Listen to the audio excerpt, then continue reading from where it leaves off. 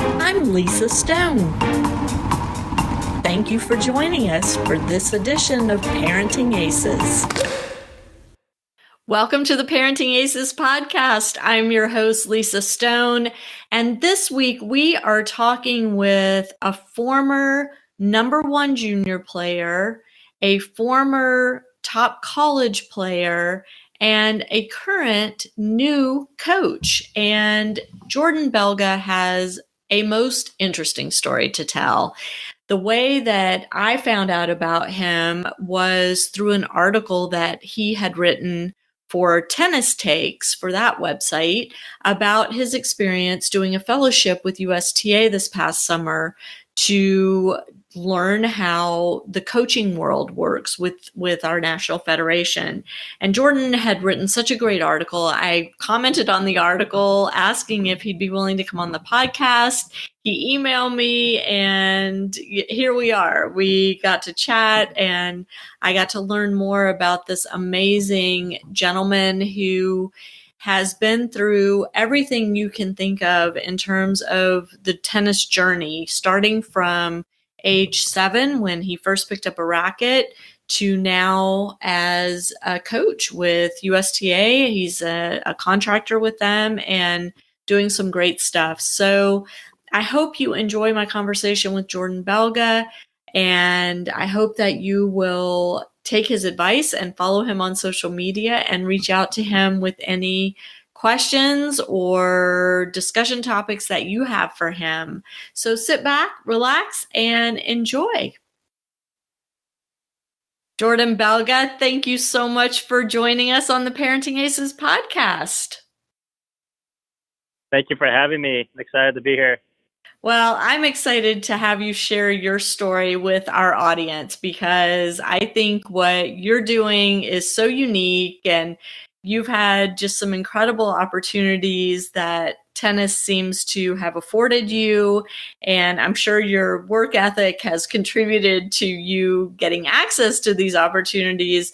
But I want to start by having you share your tennis journey with our audience, how you got started in the sport, and what your junior tennis journey looked like. Yeah, definitely. So for me, with starting just from picking up a racket since I can remember, well, first off, I'm a Midwestern at heart. I was born and raised in the northwest suburbs of Chicago. So I pretty much grew up pretty much winter, almost 75% of the year snow, and only getting maybe sunshine for a good couple months of the summer. And so I guess where it all started, I guess around 6 or 7 years old, that's when I started picking up sports, I'd say. And for me, I was a pretty active kid. I have to say I was pretty involved with a lot of sports growing up.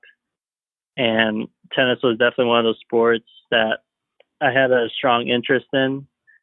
And it probably wasn't until maybe I was 8 years old that I decided to somehow go up to my parents and tell them that I wanted to pursue tennis and that it was a dream of mine to want to play. And so ever since I was 8 years old, I started getting involved with tennis. I got involved with the local tennis clubs in my area, was very serious about it. I probably started practicing about maybe 2-3 times a week at first in the beginning. As I started getting better and more practice along the next couple, probably the next year, I started wanting to take it more seriously, and probably started entering tournaments when I was 8. Definitely a lot of losing in the beginning, not gonna lie.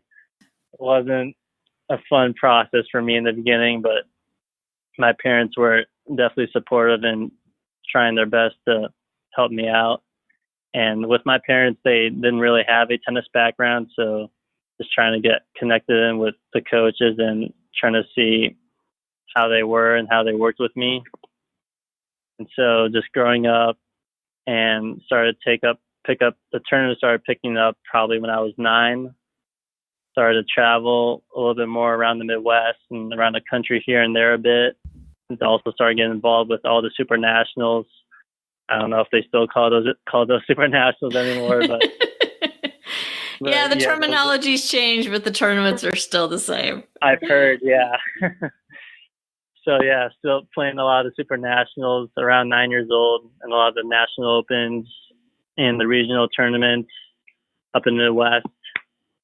And yeah, they started to pick up. And forgot to mention this, I was in a Christian public elementary school at the time, so I was still doing school. But definitely the tennis and the traveling did take up some time for me to miss some weeks of school during the year. And so I'd say probably when I got to 11 and 12 years old, that's when things really, really started to pick up more. My game was definitely improving. I was actually starting to do very well with my career. I think from when I was 12 years old, I did well enough where I actually got to reach number one in the country for the 12 and unders, which was definitely one of the biggest milestones I achieved for myself. And I believe I had maybe had won 2 balls at the time. They were both in doubles. I remember, I think one was a gold ball from clay courts playing doubles with Jack Murray, and another one was another ball with Jack Murray. But I think we got second at Spring Nationals. And then to add on, actually, I had another ball that year from doubles we got second at Hard Courts in Little Rock, and that was played with Casey County.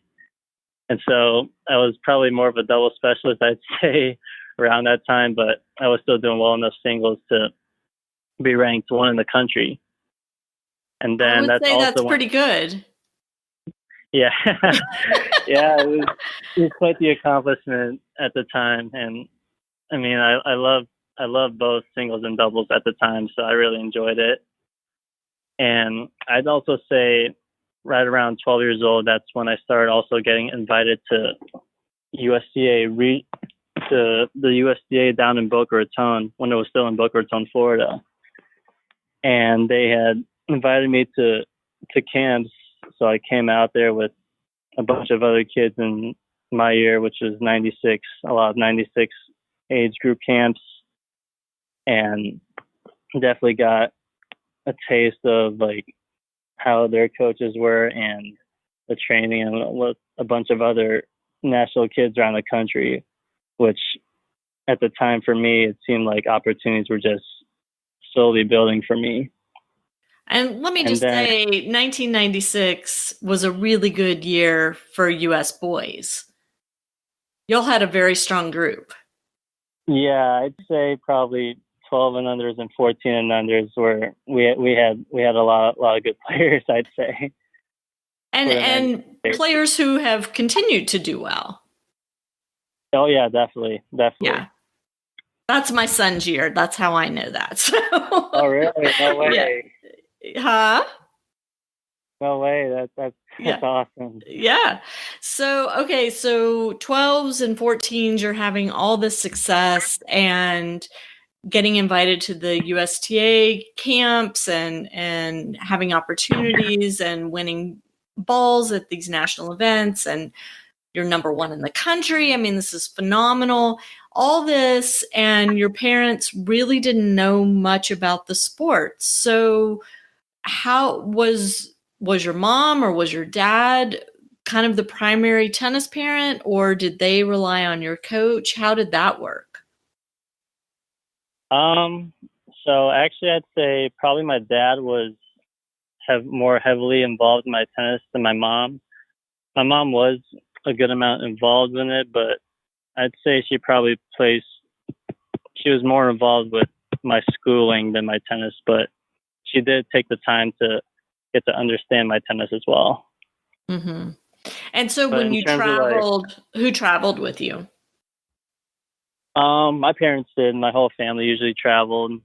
they probably traveled with me for actually almost all of my junior tournaments. There are probably maybe a few rare instances where I travel with a coach, but I usually travel with my family. Nice. Okay. And so you're now let's get into like the 16s and 18s. Obviously you were still doing very well. And when you were starting to think about what you were going to do after junior tennis, was it always college tennis, or were there dreams of turning pro after juniors? How did that work for you?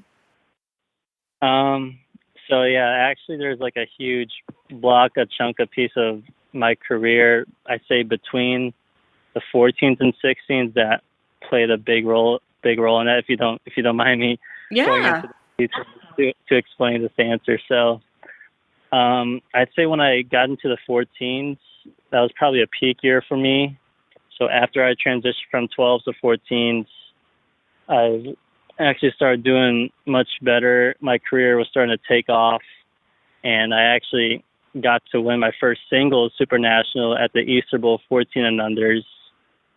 And I think I was maybe ranked, I think I might have been ranked number one in the 14th as well, if I remember correctly. And I also I just recently got sponsored by Wilson and Adidas after that. So things are really happening for me. And along with that, I got to represent the U.S. in World Junior Team Tennis for the U.S. in Czech Republic. Wow. What an incredible opportunity.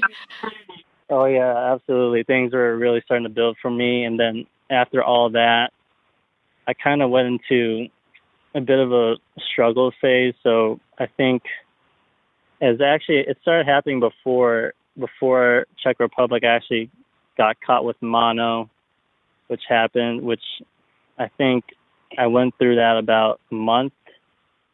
And then I had to slowly recover from that. And then after going to Czech Republic and coming back, the USDA had actually invited me to come over and train at their national training center in Belga for full time. And so for me, that was a pretty big decision I had to discuss with my parents about. And so I had to talk with my parents if this would be the ideal decision for me, because for me at that age, I had some big ambitions of wanting to go pro, and with how well I was doing my career, I felt like it would definitely be a good option for me to go that route. So we decided with my parents that we would move down from Chicago to Boca Raton, Florida, to have the family stay there with me full time. And so, do you have siblings too, Jordan? Yes, I have a younger brother who's about, I'd say, 3.5 years younger than me. Okay. And does he play tennis as well?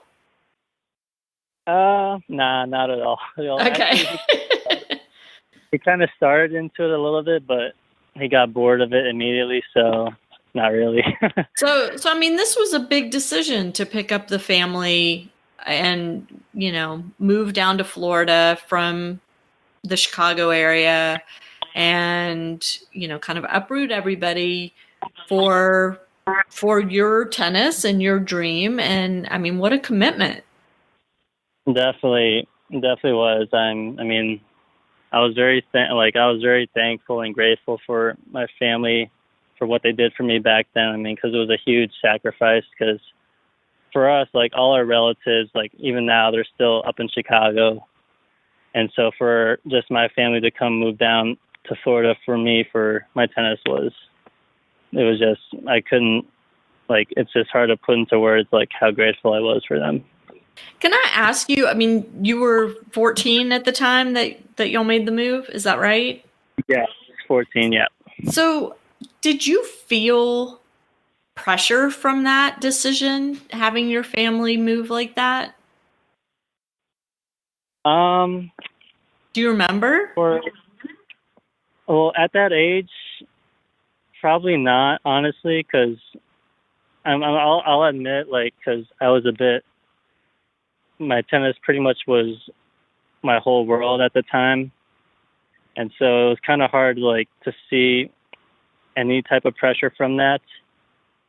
And plus, like, I was so ambitious and so career driven with wanting to, because I felt like after having that peak year for me, like, I felt like I was a step closer to wanting to go pro. Mm-hmm. So I wouldn't say I really felt any pressure from that. Okay. And you had a coach in the Chicago area, I'm assuming that brought you to this point, or did you have multiple coaches prior to moving down to Florida? I worked with a good amount of coaches. I had probably around like 3 or 4 people that I would work with. In Chicago? Yeah. Okay. And so what happened when you moved down to Florida in terms of your coaching? In terms of my coaching, so when I got down and moved down and got settled in that, I actually lived in the dorms at USTA. And so I was familiar with how their coaches and how they were assigned to players. So that's kind of what happened. I think it was me and three other boys that got assigned to a coach. Mm-hmm. And so you kind of left your coaches in Chicago. Did you maintain a relationship with them, or did you kind of just start fresh when you moved down to Florida? I definitely still kept in touch with them and maintained the relationship, but it was a little different for me to adjust to a whole different coach. I mean, the coach I got paired up with at USC, I had met him before, but I wasn't completely like familiar. Like it took me a while. It took me a bit of time to get to know him. Mm-hmm. And how was that transition from living at home to living in the dorms at USTA, even though your family was close by? Yeah, it was definitely different. I'd say it's probably my first personal experience of just living like kind of like how it was a bit of in college, except we were still like adolescents and teenagers. Right.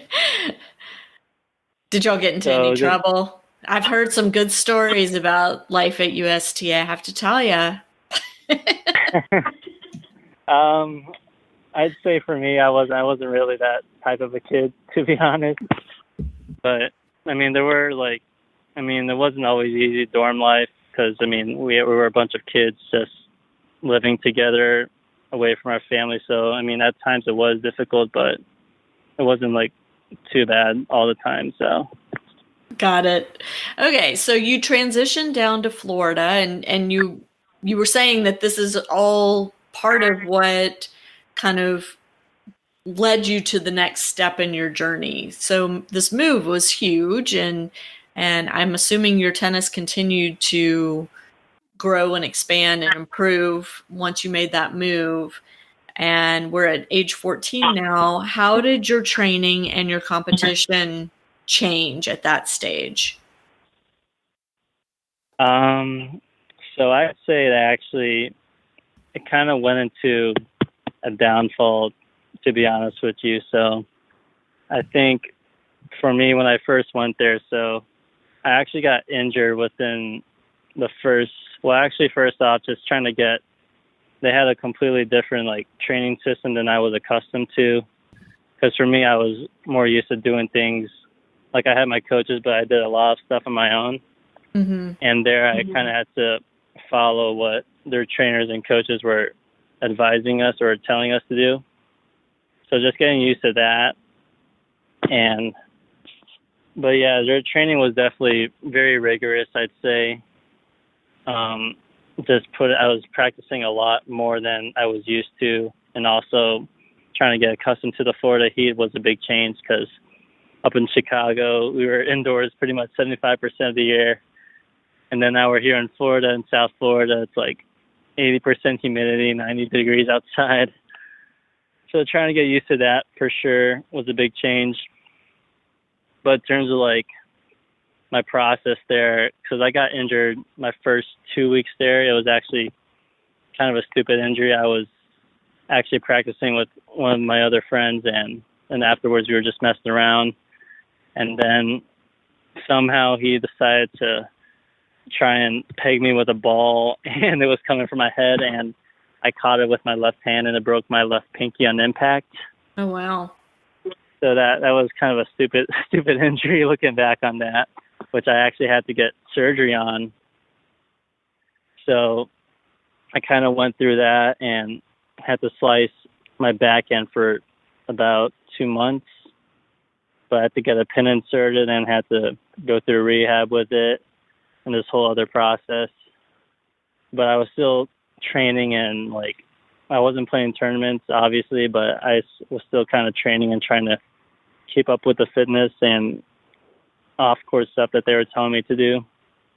And so after going through that process, was back in training and I think it might have been just trying to get ready for Winter Nationals in Arizona. Mm-hmm. And so I went through that and was actually preparing pretty well for it. And I think, so I came to the tournament. It was actually during my second round match against Gage Breimer. So in that match, during the middle of the match, I actually felt some pain in my lower back. And for me at the time, I thought it was just soreness, so I was just trying my best to play through it. I ended up losing the match in 3 sets and then lost in, I think, after 2 or 3 rounds of the consolation and doubles, and went back home to rest up. And then I went to try and train again back in Boca, and my back pain was still there. And so for me, I'm usually I was always one of those players who had a very high pain tolerance. Like for me, I'll play through anything. I literally have to be almost dying or bleeding on the court to stop. So which could be a good or bad thing. But anyway, so I was going through back pain. The back pain was still there, and I tried to play through it for about a week, and it wasn't subsiding. And so then I went to my coaches and trainers and told them what was going on, and they tried to have me rest and play, which nothing was really working. And so then they decided to get me checked with a sports medicine doctor for an opinion. So they ran a couple x-rays and an MRI. And from what I remember correctly, I think that the diagnosis was that it was, I think the term was spondylolysis. Yep. Such a common injury in young players. Yeah, so I mean, they weren't completely sure what they suspected it was that, but they weren't completely sure because nothing showed up in my X-rays or MRI. Mm-hmm. And so then they decided to get a second opinion. So they sent me to a spine specialist who he ran similar tests, and he came up with the same diagnosis. And so then I guess my trainers and coaches decided to talk and have me rest and wear like a strapped brace around my body, my midsection, and just rehab for 2 months and take off 2 months. And so that's what I did. So January, February of 2011, and then I came back for March, and I came back feeling fresh, stepped on the court slowly, wasn't really feeling much or any pain with my back at all. And so decided to get back, slowly made my way back to 100% for the rest of March. And then April, we were preparing for Carson and Easter Bowl. And they take a group of six, including me, to a 2-week training camp in Palm Springs with Jose Aguirre to get ready for it. Nice. And so first, yeah, that was a fun trip. So first week was perfectly fine, and then second week I vividly remember that. So I was playing the practice match with my friend Noah Rubin, and it was actually in the first game that we were playing a point, and I remember going out for a backhand. And after I hit my backhand and I rotated into my shot, my back just completely froze. Oh gosh. Like it was like my back spazzed out and I locked out and I couldn't wiggle out. So my coaches had to kind of carry me off, and my back was just like spazzing out completely. And immediately I knew, I was like, oh my gosh, like something must be, or my back must be, maybe it's not 100%, because that's how painful it felt. And so I tried to take the rest of that day off and come back to play the next day, but the back pain was back again.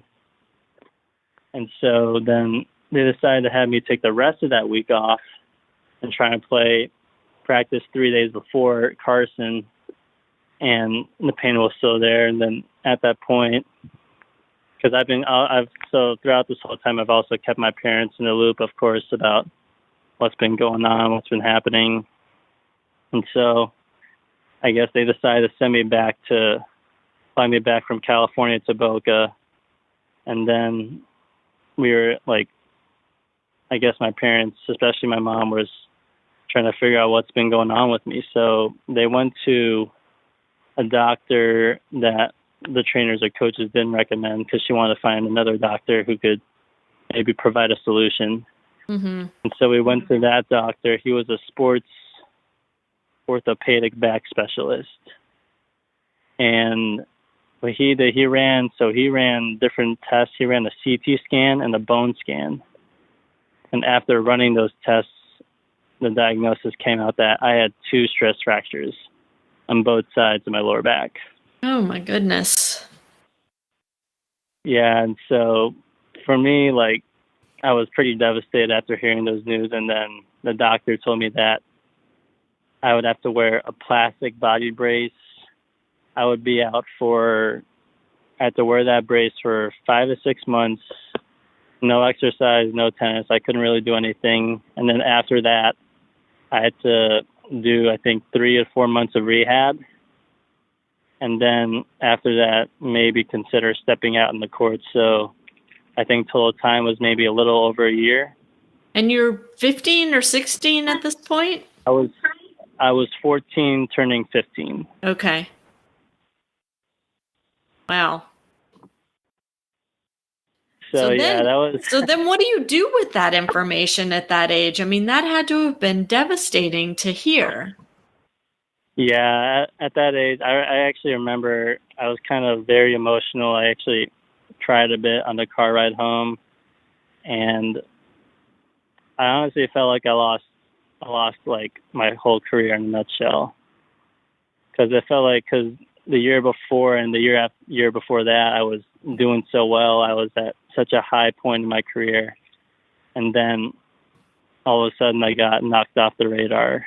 And I mean, do you think it was an overtraining injury? Do you think it was just something that, an unfortunate situation, bad genes maybe, or was there something that triggered it, or did you ever find that out? I'd say, just looking back, it was definitely maybe overtraining, and maybe they went maybe probably over my limitations, especially for the type of training they were having, like a lot of us 14-year-olds do at that age. It was probably maybe a little inappropriate and just not ideal for our bodies at the time, because I mean we were still growing and developing at that age, and I think part of the training that they put us through at that age was maybe not appropriate at the time. Interesting. And so, okay, so now you're out for several months. Meanwhile, all these guys that you've been living with and training with and competing with are continuing to train and compete and do well. And, what were you doing with your days while you were unable to train and play? Well, I'd probably say that the period of time, the first 5 to 6, or probably 3 to 4 months wearing my back brace was, I'm not going to lie, it was very emotionally, physically, mentally, and spiritually like draining for me.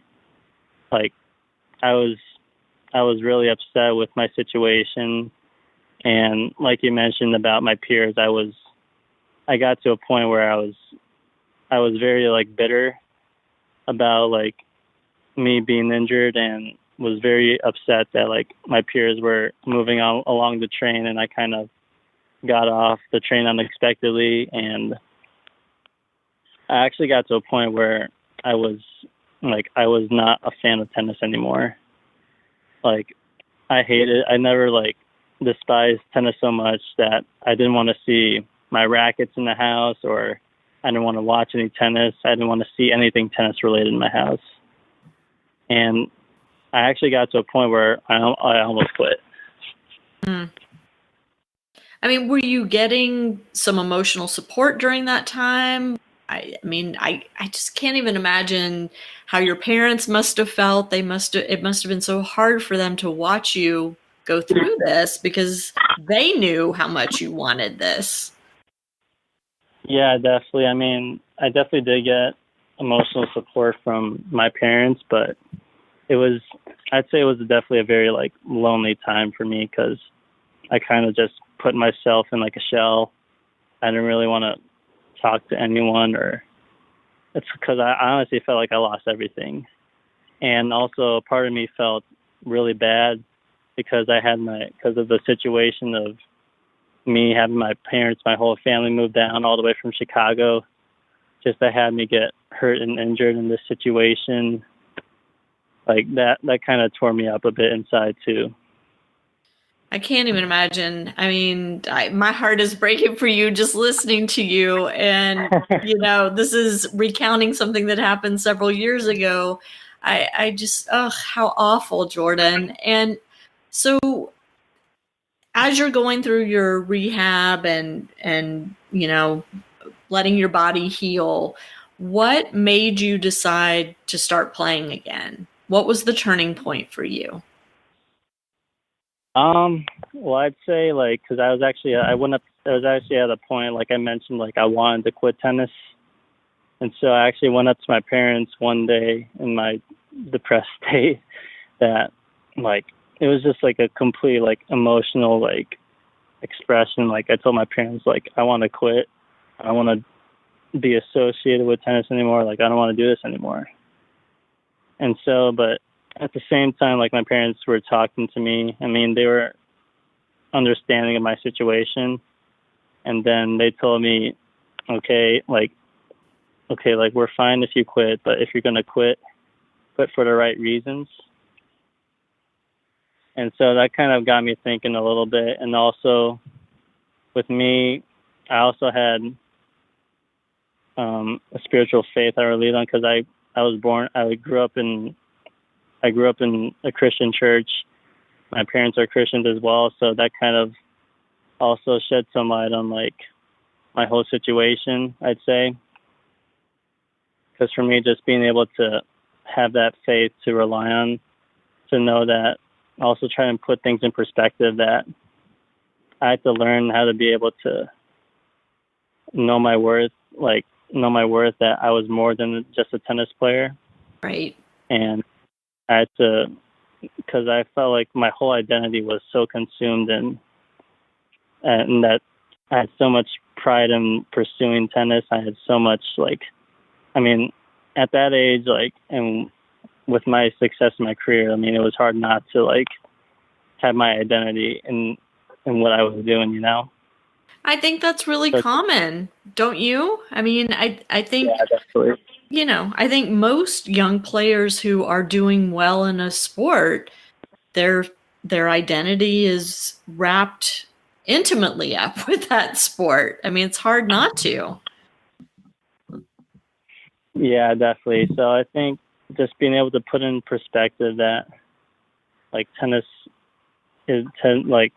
my tennis didn't define me, and also just being able to put in perspective that I still had my family, I still had I still had their support, and I was still like just always trying to put into perspective that there's always like someone who has it worse than you, Mm-hmm. and always someone who wished they could be in your position, and also just trying to focus on like taking it one day at a time, which was very hard for me. I'm not going to lie, at that age, because I wasn't very patient at that age, Of course especially not. for taking, Yeah. especially for the amount of time that I took off. And so just trying to take it day by day, trying to enjoy other things. I actually started picking up music, or so playing guitar and singing is actually a hobby that I picked up during my time.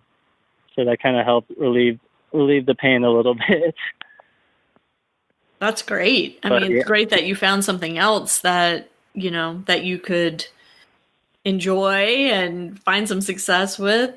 So when the doctors gave you the all clear to go back to training, were you still at USTA at that point, or what happened? No. So after we kind of my parents decided to have me get out of there actually after we heard the news about my back. Okay. Because they decided it was kind of the best situation for me just to focus on my health. And plus for me personally, I wasn't enjoying my whole experience there at the time. And so I was thinking if I were ever to come back on the court, I don't think I would want to go back training there again. So did y'all stay in Florida? Yes, we stayed in Florida, and so once I got back on the court, we got plugged into another academy. The academy was called l'Académie de Tennis, and the head coach there was a French coach named Tariq Benabilas. And so I got to work with him for the rest of my high school years once I got back on the court. And so how quickly were you able to kind of get back to that elite status? It actually took a very long time, and coming back I had to break down a lot of barriers and walls, because I had developed so many, I had developed a wall of during my time I had to work through this my lack of self-confidence. I was so worried and had some anxiety and depression that I was dealing with at that age. Mm-hmm. And so it wasn't a swift, easy comeback. I was extremely motivated to be back on court. It took a bit of time, I'd say. And plus also just making sure my back was okay and making sure that health-wise I wasn't having any issues. So I'd say I probably wasn't 100% for, I'd say about, 3-4 months after hitting my first ball. And then also getting back. Are you 15 at this point? 15 and a half? Yeah, 15 and a half going on 16. So, okay. So then I guess from after I got back and was getting back into full gear, I had to pretty much start from scratch, because I was up in the Midwest section, and then I had to get adapted to the Florida section. Right. Totally different tournament structure, right? Oh yeah, completely. Yeah. Okay. So I pretty much started from the bottom and had to slowly work my way up, and I think I was entering my junior year of high school, if I remember correctly. And so pretty much I didn't play because I missed so much time off into wanting to play 16s. I did play a couple of 16s in the beginning once I got back just to get my points in, but initially I pretty much went from 14 to 18s. And so at this point, had you made the decision that you were going to play college tennis, or was that still up in the air? I think that was definitely more my focus, because I felt devastated after I felt devastated of my dreams of, I mean, it wasn't completely out of the window for going pro, but it kind of took like a whole setback of the way I pictured it happening or wanting it to happen. So I definitely had to put college into my focus at the time. And did you feel like that was settling for second best? I mean, or were you able to kind of get yourself in the mindset that, hey, I'm going to be a really good college player and have some opportunities here?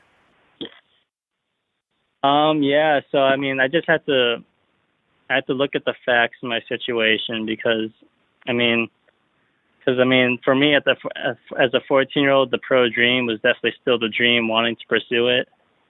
But as I definitely got older, I started to have to learn how to face the reality and look at the facts a little bit.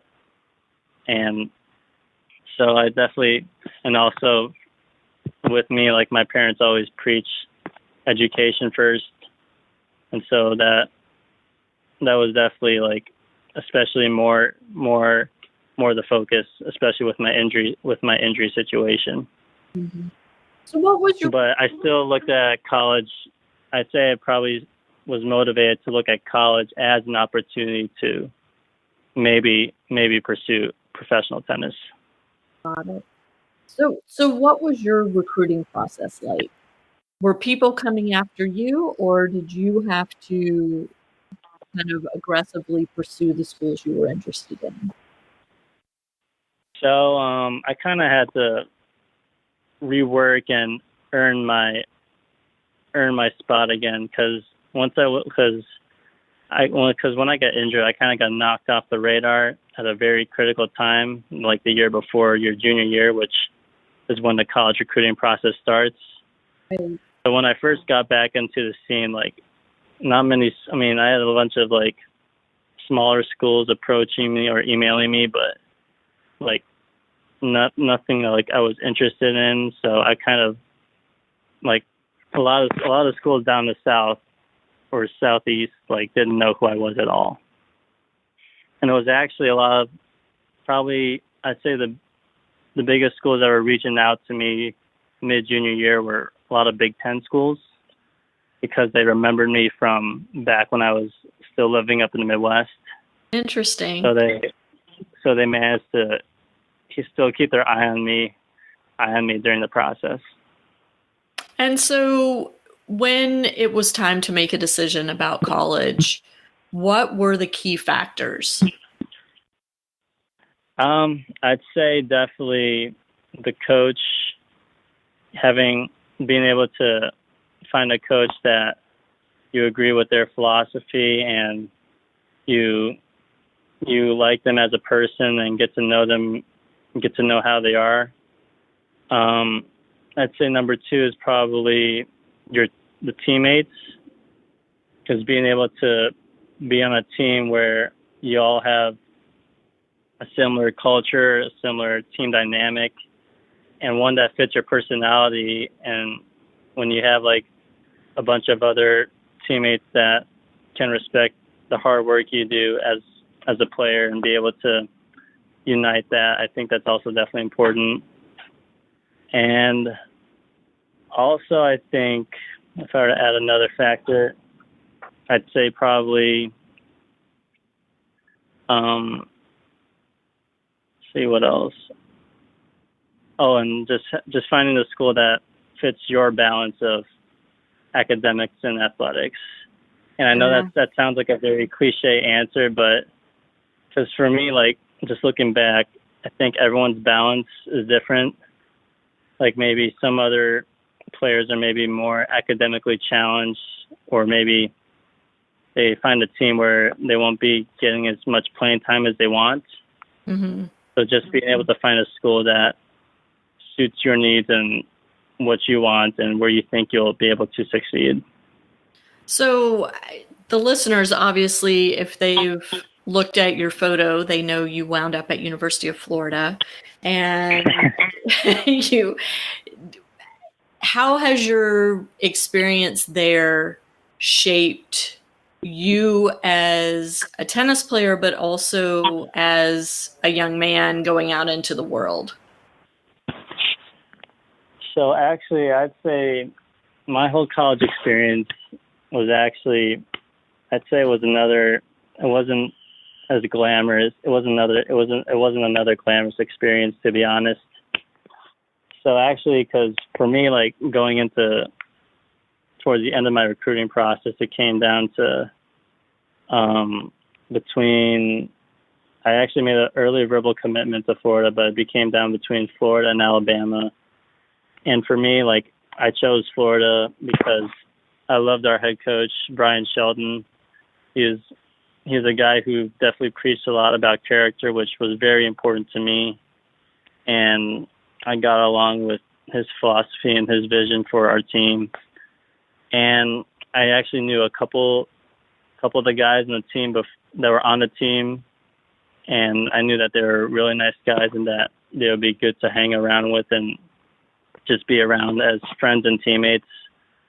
So that definitely also played a factor for me, and also another factor that it was in state for me too. So I would still get the chance to see my family whenever we had time. Those are good factors. Yeah. So going into my college experience, actually, it was definitely I'd say it was a very rough beginning. And so for me, going into my freshman year, I kind of didn't know what to expect at all. And so my whole freshman year was actually, it wasn't very happy I wasn't as happy as I thought I would be. I'd say with our team at the time, our culture was a bit all over the place. And also because for me, I wasn't your typical, I guess, kid who went into college. I wasn't very involved with like the partying or drinking lifestyle of college. And so when you're being on a team, you kind of have to hang out with all your teammates. And I wasn't very integrated well into the whole dynamic. And so it was very hard for my teammates at the time to accept that. And it was a very lonely time for me. I'm gonna be honest, that it was just hard to adjust to, like, because as a tennis player, like you're just focused on yourself as an individual, right? And then when you're on the team, you're kind of brought into this whole dynamic that like you're gonna be spending every day with 9 or 10 other guys, and all both on the court and off the court. And so it definitely, because for me, I just thought it was just going to be tennis in school, and that's it. Like I did not take into the factor of the team dynamic part, and also, of course, just trying to get adjusted to the college life of a student athlete, being able to balance practice and be able to balance school was the challenge with the scheduling as well.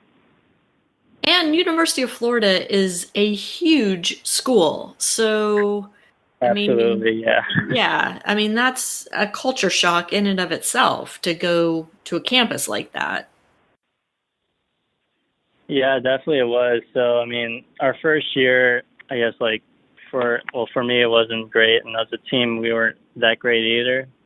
We kind of had a few guys who were probably not the best ideal team players, and it was just very hard, and the respect and the culture just wasn't great, and it just wasn't a great situation for our team, and our coaches found out about it. So it was just a bit of a mess, and it kind of put me in a bit of a hole of like, is this what I wanted with my tennis, or is this what I wanted for a college experience coming in that first year?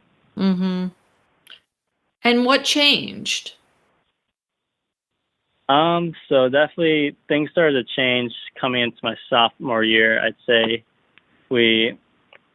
our coach decided to get rid of a few players on that team, just to try and make sure the culture was moving in the right direction for the sake of the program. and we had 2 new freshmen who were great character guys. And so that definitely helped the culture a little bit. And for me, I've tried to see that as an opportunity. I decided to stay, and I try to look at that as an opportunity to try and work my way into the lineup. So my first year, I probably was playing in and out at 6. I probably played a total of like 7 matches, I have to say. Okay. So sophomore year, I was extremely motivated to just train harder and work harder and put in the extra work to earn my spot on the team. And so I definitely had a better fall record than my freshman year. And so our team was definitely in a much better place in our freshman year than my freshman year. But when it came to spring season, I didn't really get to play at all. And I probably only got to play two matches my whole spring season. So in like the beginning and mid part of it, I was kind of in this conflict with, like, I thought I did enough to earn my spot on the team, and was kind of questioning like my coach's decisions on like why isn't he playing me in the lineup, or what am I not doing? And I kind of got into a bit of a bitter obsession with like my worth on the team. That had to have been tough to deal with after all you had gone through to get there. Yeah. Yeah, it was another like kind of like out of situation that I kind of felt like was out of my control. Mm-hmm. Because I thought I was doing everything my coaches were asking me to do. I was putting in the extra work. I was trying my best to outwork everyone on the team, but like I wasn't, just because of the fact that I wasn't playing, I just couldn't get over it. Mm-hmm. And it really made me start to question like my priorities, like whether if I should focus on school and maybe just stop tennis for a little bit, or it was another tough situation for me, and it was just something like I couldn't get out of my head because I was so obsessed with. I was in another phase of obsession with tennis. Sure. So then what did you do? So then I actually had to talk with, like, I tried to get some advice from a few of my upperclassmen, upper teammates, and asked them like what their thoughts were, and because I was also like, I was just getting so stressed by it, and I was actually thinking of considering transferring. But so actually, that's when I decided to see, oddly enough, I decided to see a sports psychologist. And so I was seeing a sports psychologist, and I was expressing him to my problems. That's when that's when I started to learn that it was kind of a similar lesson that I had to relearn back when I was 14 with my back injury, to try and focus on the things that I can control instead of the things I cannot control. Right. And so I started to learn to become more of a team player. And so that was actually probably one of the hardest things I had to learn, because one, like, tennis is naturally an individual sport, and all your focus is pretty much on yourself. So that was always natural for me. And so I had to learn how to be there for my teammates, had to switch the mindset of wanting for myself, and had to want for what was best for the team. Mm-hmm. Be able to help prepare guys the best I can for the matches, and do my best on the sideline to encourage them. And because it was very hard for me, because even throughout my freshman year and my sophomore year, I literally had thoughts of like hoping guys would maybe get hurt or something would happen, something crazy would happen. Sure. So you can get in the lineup. I get that. I totally get that. I mean, so Yeah, that's was got to kind of be a whole so process. frustrating because you had worked so hard to get back to a level where you could compete. And, here you are at, one of the top schools in the country and you're not getting to play. Yeah, exactly. So that was kind of another process I had to really work through and learn that I had to learn how to become more of a team culture player, more of that guy who was making sure that everyone was working hard and that everyone was doing what was best for the team. Mm-hmm. And so that was kind of what I had to work through, and that was with the help of my sports psychologist that I was seeing, because I had to, again, work through a bunch of bitterness and stuff that I was struggling with Right. with my issues. Right. And so how did you turn things around? And so after going through that sophomore year, because that was actually, out of my 4 years, that was actually the best year for our team for that I had my 4 years, because that was when we got to be ranked, I think, top 8 in the country for the first time in a while. And we won the SEC tournament, and we got to the quarterfinals of NCAAs, which we lost to Virginia, who ended up winning it that year. And so that were y'all in Athens that year? Was the NCAAs was it in Athens? I think it was in Tulsa that year. Oh, Tulsa. Okay. Tulsa, yeah. I'm trying to figure out which year we're in now. Okay. Yeah, so that was, okay. I think, sophomore year was 2014, 2015 for me. Got it. No, okay. Actually, or 2015, 2016, my bad. Okay. Got it. And so junior year, how did things go? So, after my sophomore year, I kind of had a new perspective of what it actually meant to be on the team, what it meant to actually spend more time with your teammates and to get to know them, just who they are as teammates and friends. And also, because that was also another lesson I learned from those past 2 years, especially from my freshman year, in terms of respect, team culture, and dynamics. Mm-hmm. Because we're all going to be different as individuals, but the most important thing is that we learn how to respect each other, not just for our common goal of wanting to be national champions and doing our best in tennis, but also for our differences as people. So that really stuck to me, and also learning how to be more encouraging for our teammates. And so my junior year, I kind of actually didn't have any expectations of me playing the lineup or what was going to happen. I kind of just took more of just trying to make sure that, one, that the freshmen, the new guys were coming in, were making sure that they would be integrated into the team well, making sure that they would get equally respected by everyone, no matter how different they are, or no matter how weird they may seem coming in, or how different things might be, just to make sure everyone had that respect for each other, no matter how different we were. And so I kind of try to take more of, because now being a junior, being one of the upperclassmen, I felt like I had a more obligated role to try and help lead the team in that retrospect. Sure. And so that was definitely more my focus, and it actually helped me with my tennis, because I was more focused on that and with my tennis, it just came natural for me just to work hard and do my best and encourage everyone else to work hard. So I actually went my junior year for me individually is probably my best year. So I actually went on I think a 9-match winning streak in the fall. In the beginning, I'd won my first 2 tournaments back-to-back weeks, and I felt like I was on a roll back again with my tennis, and things were starting to click.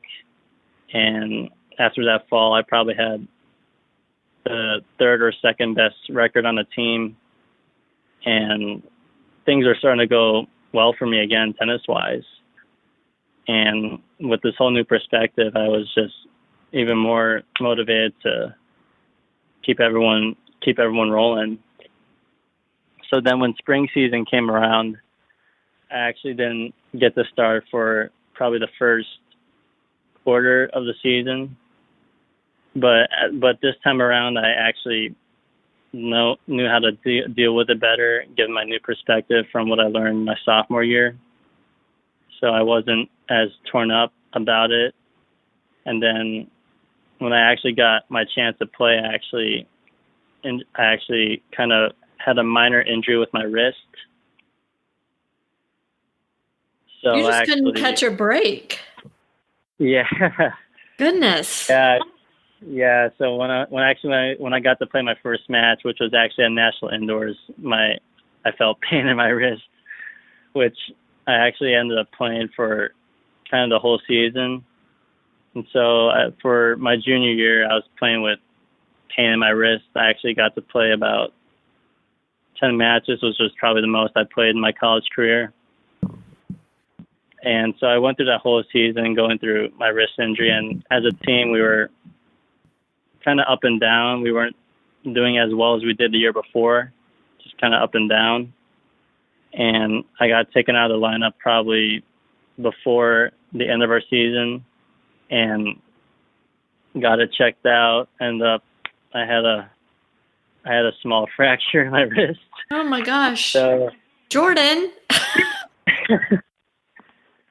So I pretty much was out of commission for the rest of the season. But for me, I was kind of in like a stage where, I was ready to be done with that season because playing with that wrist, with the pain in my wrist, was kind of annoying and it was bugging me. And so I just tried my best that rest of the junior year to support the team. So we didn't do as well as we did the year before. But for me, I was kind of at a point where I had to start looking at the facts of reality a little bit in terms of like what my future would be. Mm-hmm.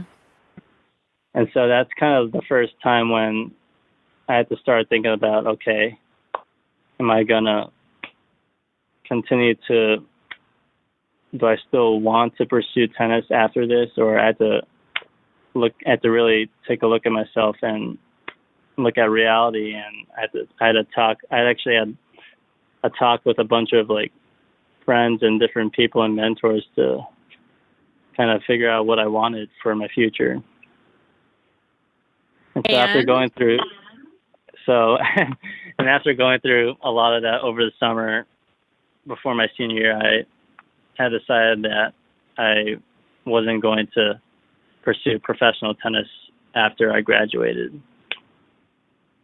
Because for me, it was probably more of just financially for me, like, and also for my parents, because for me personally, I didn't want to be having them still pay for me for tournaments and travel and stuff as after college. And I think it was just even for me, like, even if I had the chances to do well or had more success in college, I think it would have been hard financially for me. So I think that was probably the biggest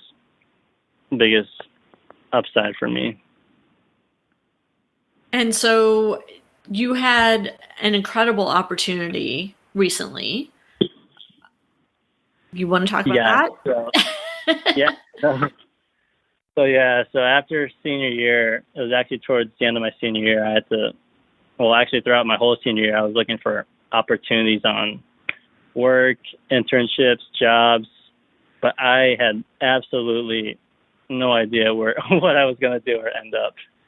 Because for me, I majored in sports management with a minor in business administration. And so I kind of wanted opportunities within sports business, sports administration, but I was also interested in being a tennis coach or coaching opportunities. Because I actually, between my sophomore year and junior year, I actually had taken up jobs as coaches for summer jobs at an academy and a country club. And so that was definitely still within my interests. And actually my two biggest like opportunities I applied for were probably an internship at Wilson up at the headquarters in Chicago, and this coaching fellowship at the USDA at the national campus in Lake Nona. And actually going through that, looking back, I actually wanted the Wilson internship more than more than this coaching fellowship opportunity. And with the Wilson process, I actually made it to the last round of interviews, but unfortunately, I didn't get selected. And so I was hoping for this coaching fellowship opportunity in Orlando. And going through that process, it was actually comforting because I got to interview with a few coaches I knew from back when I used to train at USDA. Mm-hmm. And I was definitely blessed to get accepted into the fellowship program. And this whole summer was such a blast for me. So for the fellowship program, they typically take six fellows. So they took 6, but unfortunately before we started, two of the fellows had to drop out. And so there were 4 of us. And so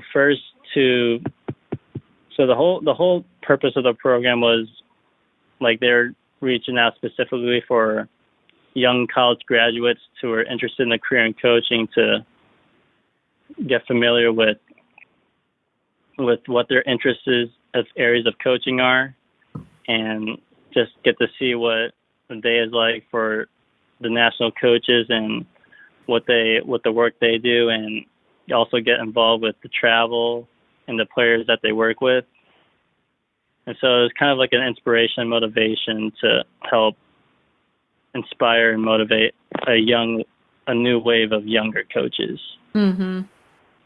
And you got to have some incredible experiences as part of that program. Oh, yes, absolutely. So for the first, I'd say 2-3 weeks of the program, it was more of like an orientation. We got to meet with all the different departments of player development and just get familiar with each department and what they did and what their purpose was, and also get familiar with their culture and philosophy, and also get acclimated with our mentors in areas of interest for coaching. Mm-hmm. And so for me, during my interview, I had expressed interest in working with the transitioning and touring pros. And so they assigned me with the Team USA division, and my mentors were Troy Hahn, Fed Cup captain Kathy Rinaldi, and another Team USA Scout Analytics person named Jeff Russell. And so I got to mainly be with both men and women of our younger American pros for both the men and women's side. Was that weird for you? Because some of them are players that you came up with, yeah? Yeah, I will admit, being around them in practices, it's funny because a good handful of them were really surprised to see me because they haven't seen me in years. Right. But it was a bit awkward in the beginning, but for me, I was trying to take it more as an opportunity to learn. Mm-hmm. And also get familiar with what they did as coaches, and also try to get to apply my own coaching experiences and knowledge that I knew as the few times I coached and as a player. Right.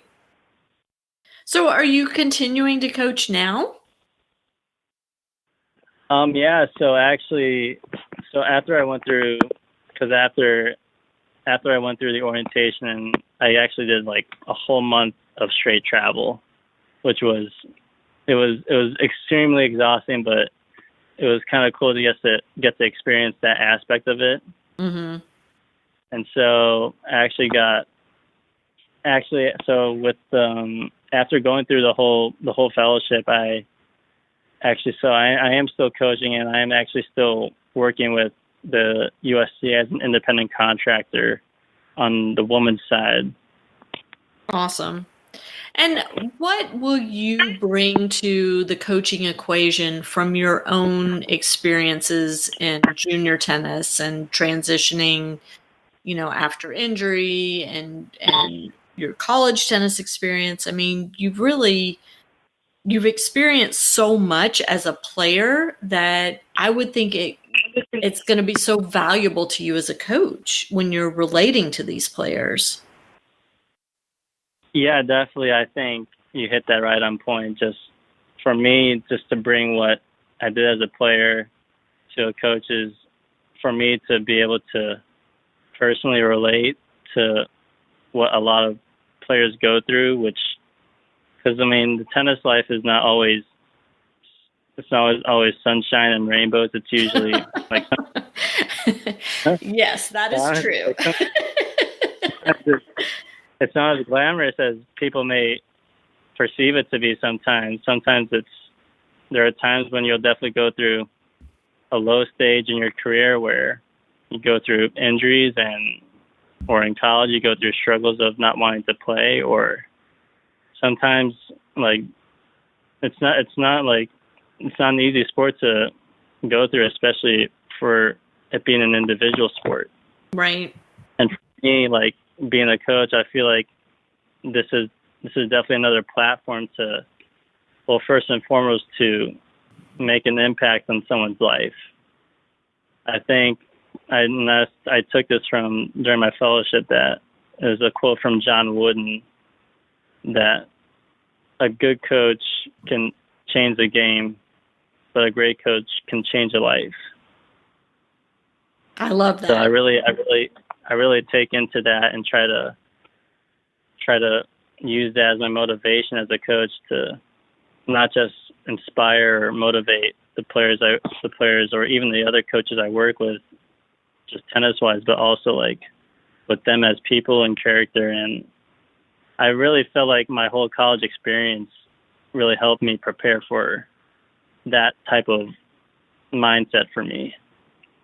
That's fantastic. Well, I think whoever gets to work with you, Jordan, is going to be very lucky. And I think the sport is going to be better for the fact that you're in there as a coach now. And I'm thrilled that you stuck with it, that you didn't give up on tennis, and that you didn't give up on your dream to be involved in the sport, and that you have found a way to kind of reconcile all the different elements of tennis to find a career for yourself. It's fantastic. Yeah, it definitely is. I mean, just looking back for me, I mean, there were a lot of times, and even looking back, I definitely wouldn't wish anyone to experience, or there are times I definitely wish I didn't have to go through what I went through. But if it wasn't for like all those experiences I went through, I wouldn't be the person I am today or where I am today. So exactly. I definitely really, really felt like my whole life experiences really prepared me for what I love to do and what I love to pursue. That's fantastic. Well, thank you so much for sharing that with the Parenting Aces audience, for doing the podcast. And I look forward to hearing great things about you, Coach Belga, as you go through your career. And I want to encourage the listeners to check out the show notes, because Jordan wrote a great article about his experience from this past summer with the fellowship, and I'll have a link to that article in the notes. And also, Jordan, if people want to reach out to you, what's the best way for them to find you? Best way to find me, probably social media, I would say, for me. Okay. As I'm pretty involved with my social media, either on Facebook, or you could follow me on my Instagram as well. Feel free to DM me, especially for those listeners who are looking, or those young listeners who are in college playing tennis and maybe looking for a career in coaching. I think definitely, like, with this whole experience, that this whole coaching fellowship program I just went through, I definitely think it's a great opportunity for those who actually do want to pursue a career in coaching. And definitely, I could say without a doubt, it's one of the best experiences I've ever had. So definitely you could choose to friend me on Facebook under Jordan Belga, or follow me on my Instagram at Jordan_Belga. I will have those links in the show notes as well. So it's just an easy click to follow you and reach out to you. And again, thanks so much for doing the podcast. And I just wish you all the best as you pursue your career. Thank you for having me. I'm glad to have had this chance to talk. Me too. And to my listeners, thank you so much for tuning in. We'll catch you next time on Parenting Aces. I'm Lisa Stone, and you've been listening to the Parenting Aces podcast for tennis parents by a tennis parent. If you like what you've heard, please subscribe to us and write a review on iTunes. For more information on navigating the junior and college tennis journey, please visit us online at parentingaces.com. Thanks for tuning in and sharing us with your tennis community.